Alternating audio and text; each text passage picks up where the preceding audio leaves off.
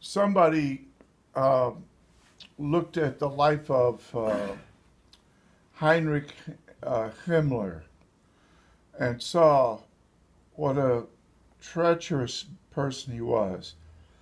He had made himself this sycophant to Adolf Hitler, but then he betrayed even Adolf Hitler. And at the end, when they caught him, he bit on cyanide capsule and killed himself as soon as he was in custody and was known to be who he was. Now, Himmler was a devil. And it says in Ephesians, in the past you were spiritually dead because of your disobedience and sin. At that time you followed the world's evil way. You obeyed the ruler of the spiritual powers of the air, the spirit who now controls the people who disobey God. We see the devil. We see that when the Pharisees are giving Yeshua all this problem, he tells them, you're the children of the devil. And then with the 12, he says, have I not chosen you? They were handpicked, the Shulahim. But then he says, in chapter 6, verse 70, but one of you is a devil, or one of you is the devil. Satan, get behind me. Don't try to keep me from fulfilling my calling, which is a road of suffering.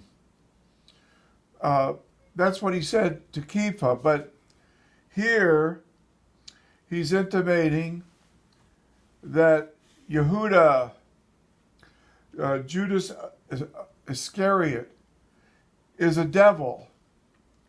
Now, sometimes when we think of people that are not saved, we forget this devilish quality. We forget that there's a demonic malice and a aversion to Yeshua. When I was a lost person, if you gave me a spiritual book, I would thank you and be very nice about it, but I would put it aside and not have any interest in it. Because my heart had a certain aversion to God, and there was a rebellion in me, and I was truly like my father the devil. I had to get born again to receive a different father and an adoption, and receive the Lord and let him change my nature. Don't give me any kind of sentimental talk about lost people. Oh, well, he's a fine person, or he's a good man. He may not know the Lord, but he's okay. That's not what Yeshua said. That's not what Ephesians chapter 2 says. You see, the human race has fallen, and if you are part of that fall, because you haven't been born again, there's a certain antipathy you have to God. The devil said, oh, God is, he's withholding something from you. He knows that on the day you eat of this forbidden fruit, you'll be like him. And hath God really said this? Oh, that's really bad that he would say something like that. You see that hostility and that malicious kind of manipulative slickness? You see that? That is the devil. And Judas was living a double life.